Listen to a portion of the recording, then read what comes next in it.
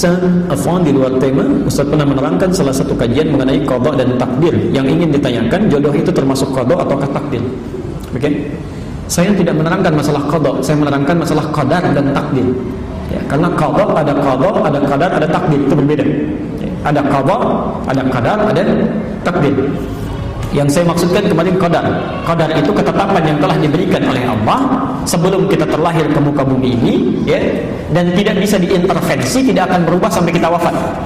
Jadi ibu sampai nangis darah pun bikin status jutaan kali untuk merubah itu tidak akan pernah berubah. Ya. Di antaranya ada dua, satu rizki, kedua ajal. Sedangkan takdir adalah ketetapan Allah yang dikukuhkan atas ikhtiar makhluk. Jadi ada usaha kita dulu, ya. Usaha baru Allah tetapkan. Ya. Di antaranya ada dua juga. Satu, perbuatan kita apakah baik atau buruk itu kembali pada ikhtiar kita.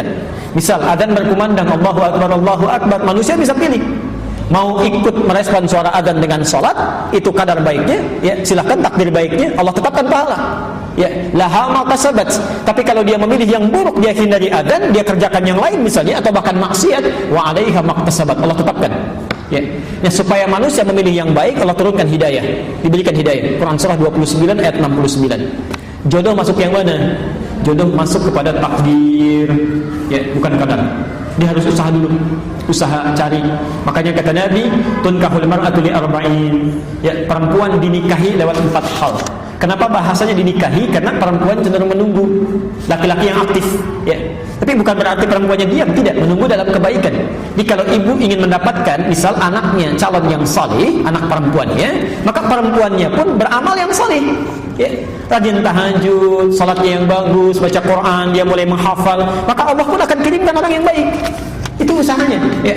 Tapi karena laki cenderung mencari, maka sifatnya lebih aktif laki-laki, ya.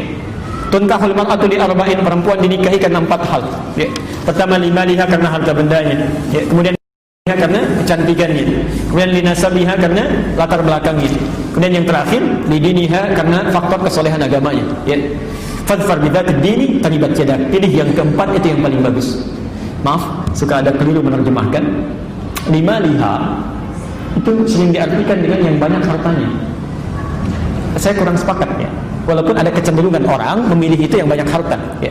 Sebetulnya yang dimaksudkan adalah yang bisa mengelola harta suaminya, bisa mengatur, ya. Jadi kalau suami punya pendapatan 5 juta calon suami, jangan cari calon istri yang zakat mualnya saja 10 juta. Enggak akan nyambung. Dicari pasangan yang sesuai, ya, punya kemampuan 5 juta, cari yang bisa mengatur harta suami dengan 5 jutanya. Itu maksudnya, ya. Jamaluha bukan jamilah.